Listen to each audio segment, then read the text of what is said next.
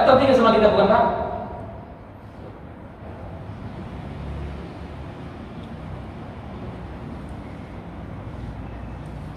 Manfaatkan semua keilmuan Bapak. Makanya jangan pernah lagi ada kata pensiun di masjid ini dan di masjid Bapak semuanya. Para alumni masing-masing bidang usaha, masing-masing bidang kerja. Kehadiran Anda semua di sini bermanfaat buat masjid ini. Maka tolong sumbangkan kemampuan Anda yang telah bertahun-tahun Anda kumpulkan. Maka sumbangkanlah untuk mendidik pemuda-pemudi yang ada di sini. Kemudian akhirnya mereka bisa membuka usaha di atas bimbingan Anda sebagai para ilmuwan masing-masing bidang. Biarkan kita mati di atas perjuangan kita, Pak. Sambil kita ngajar, dia meninggal. Dilihat oleh Allah, ini pejuang Khalifatullah yang telah berjuang memakmurkan bumi dengan cara melatih para pemuda-pemudi di bidangnya. Tahajud kita seperti itu, Pak, yang benar. Tahajud malam mengadu sama Allah, paginya kita makin semangat berjuang. Tahajud malam, siangnya tidur. Kenapa? Habis. Dalam tidurnya malam, Pak, paginya pasti ngantuk tidur. Habis itu puasa pula lagi. Senin Kamis sempurna sudah rumahnya. Egois banget dirinya sama Allah saja. Kehidupan sosial dilupakan. Cucunya berantakan, nggak jelas dibiarkan. Anaknya nggak jelas dia biarkan. Kenapa? Dia sibuk dengan Allah. Di pojok-pojok malam, pojok-pojok sejadah, pojok-pojok kamar dia mengadu, tapi dia tidak berjuang buat kehidupan. Masya Allah. Baik. Berikutnya lagi, Pak. Bukankah sekarang telah terjadi kekisruhan sosial?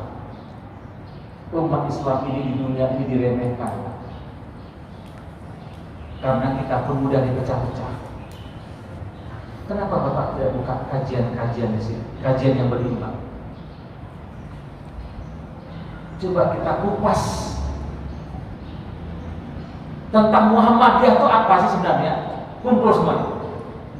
Yang Salafi, yang Wahabi, yang Jamaah Tabligh, yang apapun alirannya, lihat Muhammadiyah, sejarah berdirinya Muhammadiyah.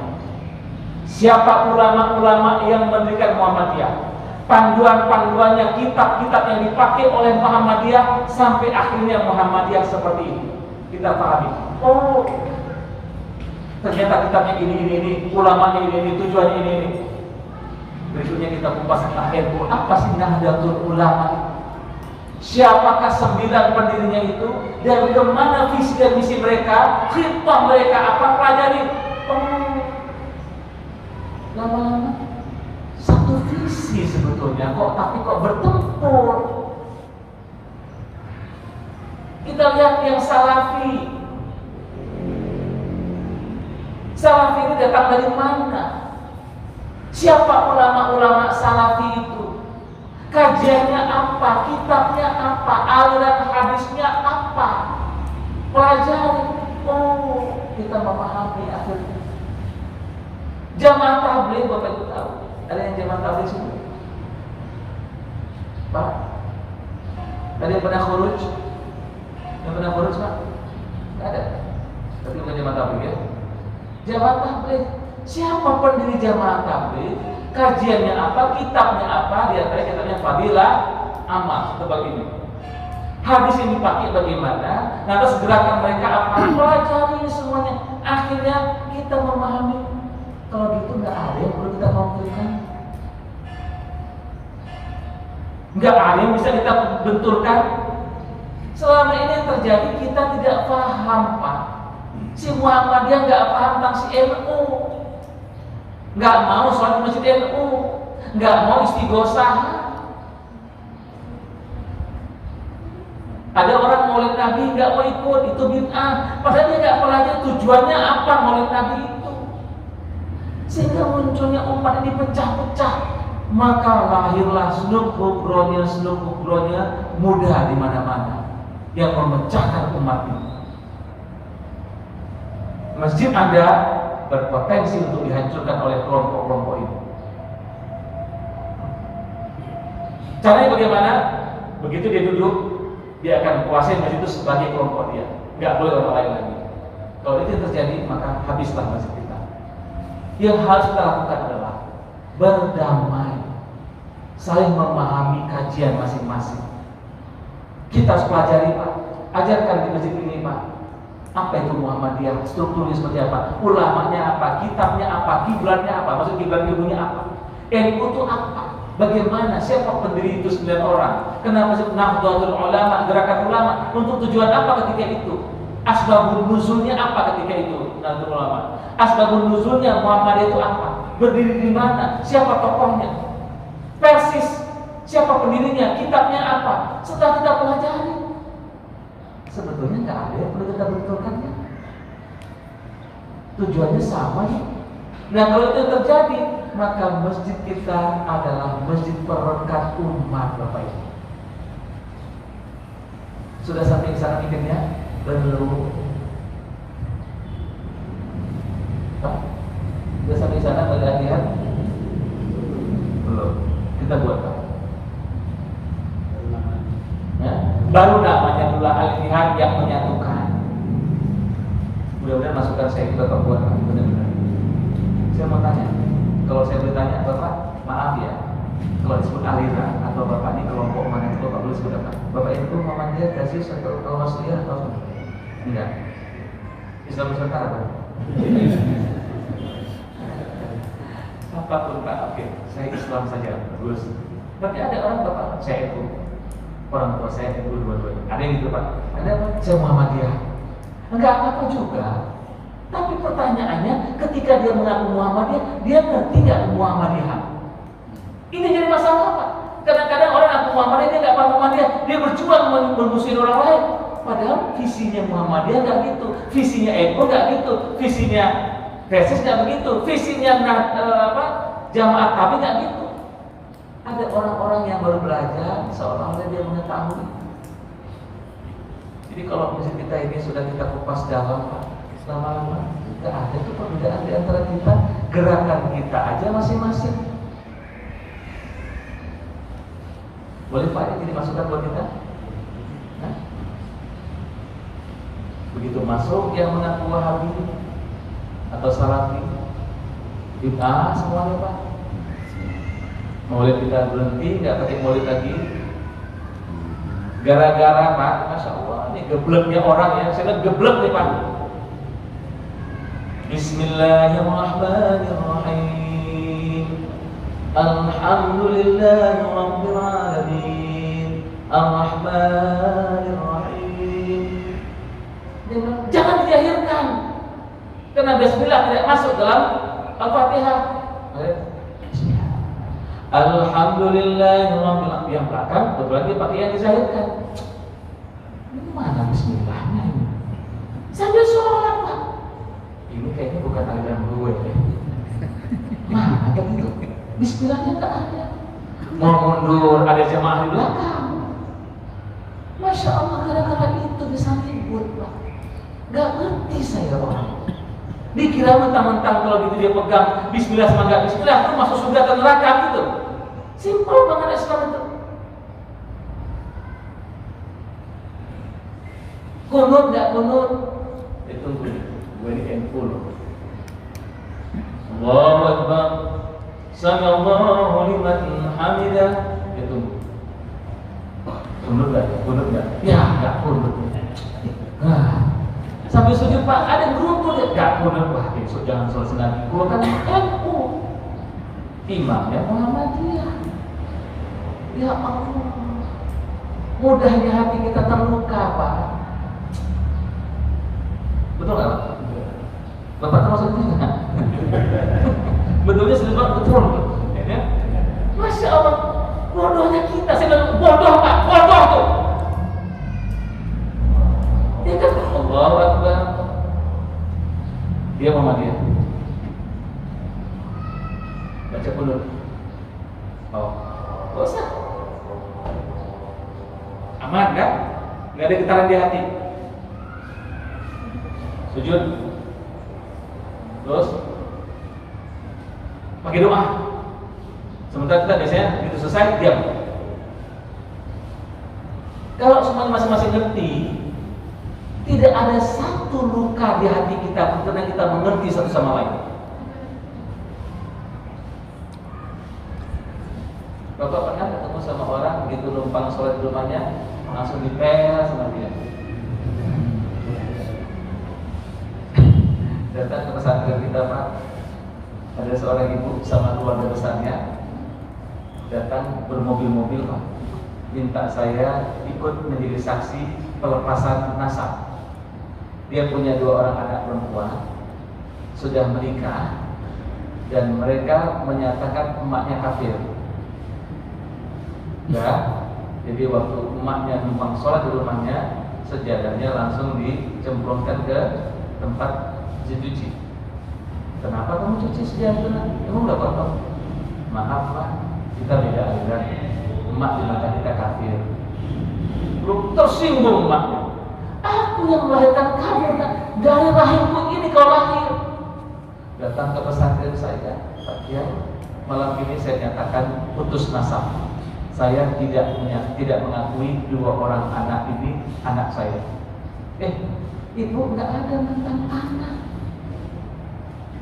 Ada Pak Kiai, saya nggak terima anak saya mengatakan saya kafir. Saya ini anak seorang ulama.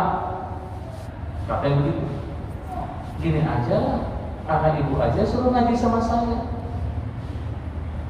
Ya nggak mungkin dong Pak. Saya nyatakan malam ini 2 orang anak ini bukan anak saya. Bisa nggak Pak?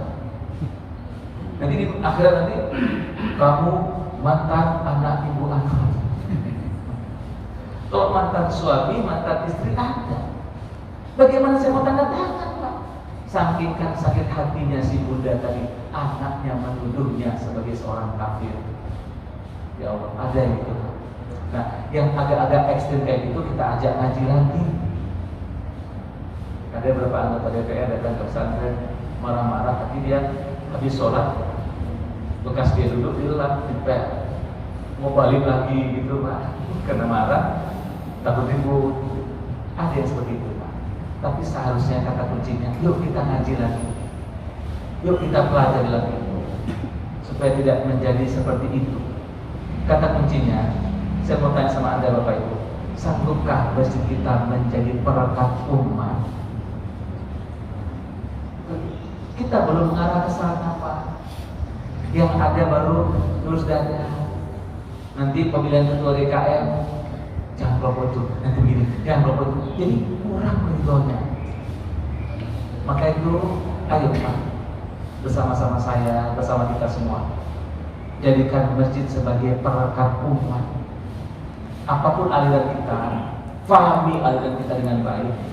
Bukan cuma sekedar taklidul a'ma, mengikut buta, tapi benar-benar kita pahami aliran kita dan kita pahami juga aliran orang lain. Jangan-jangan sebetulnya alirannya sama, hanya gayanya yang berbeda. Saya Pak lahir di Sumatera Utara. Di Sumatera Utara itu terbesar adalah Al-Wasliyah.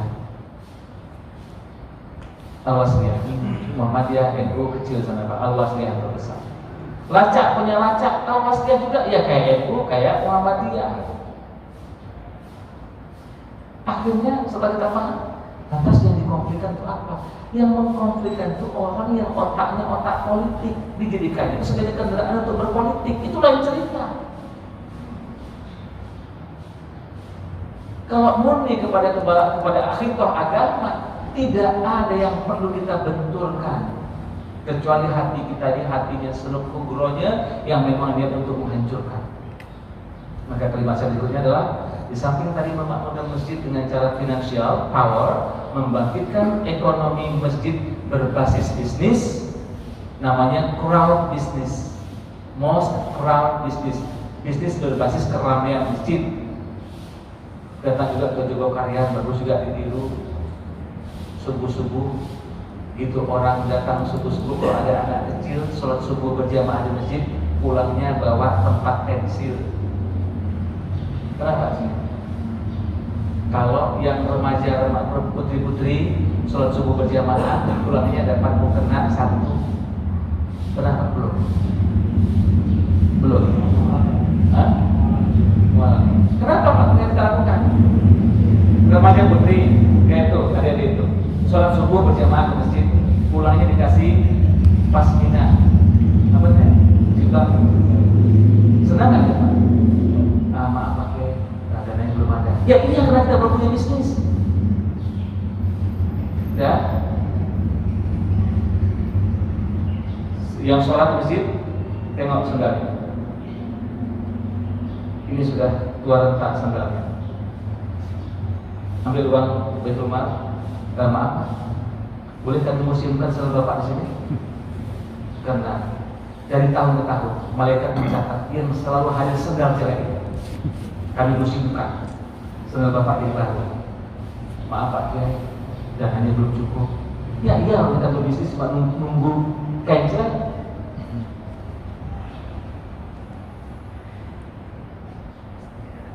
Ada keluarga yang belum dapat kartu BPJS karena nggak ada uang tuh, dan 40.000 pun susah dia bayar. Tenang itu, tenang deh. Janda-janda keluar, kami menanggung ini sendiri. Keluar uang Baitul Mal. Sekarang belum. Lantas untuk apa masih tempat sholat Pak Kiai? Sejak zaman bahwa juga udah tempat sholat. Kehadiran kita membuat perubahan apa tidak? Tidak. Kita berubah sekarang Pak, jadi kita rapatkan, kita diskusikan. Pojok-pojok masjid di tempat belajar, para ilmuwan hadir. Mumpung masih ada nafas yang manfaatkan. Dan itu jadi jalan manfaatnya orang itu. Kurang tenaga, impor dari luar. Bagian Ridwan, kami mau belajar tentang peternakan kandil. Oh baik, saya punya sahabat di guru besar di IPB. Nah, Prof, tolong bantu. Masjid Al-Ittihad sedang mengadakan pertemuan para pemuda-pemudi. Mereka pengen jadi pengusaha ternak lele. Siap. Alhamdulillah. Nah, dibayar berapa Prof? Maaf, jangan bikin bayangan. Itu langkahku untuk ke surga. Enak kan Pak? Banyak orang-orang yang mau bantu.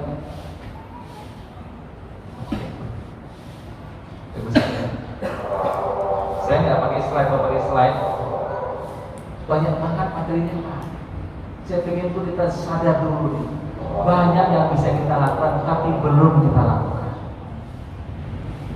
Memanfaatkan potensi para pengurus yang hebat-hebat, alumni berbagai macam latar belakang pendidikan, alumni latar belakang kegiatan kehidupan sebelum dia alumni, sebelum dia pensiun, belum kita manfaatkan Pak. Kemudian lagi tadi konflik, ayo kita buat pertemuan Pak, membahas tentang Muhammadiyah dan sejarahnya. Duduk semuanya NU, ikut dengan mengupas tentang NU dan sejarahnya. Panggil yang ahli tentang itu, kupas semuanya. Kemana aliran kitabnya? Persis, apa itu persis? Masya Allah Pak. Subscribe and comment di Basuki 905. 905.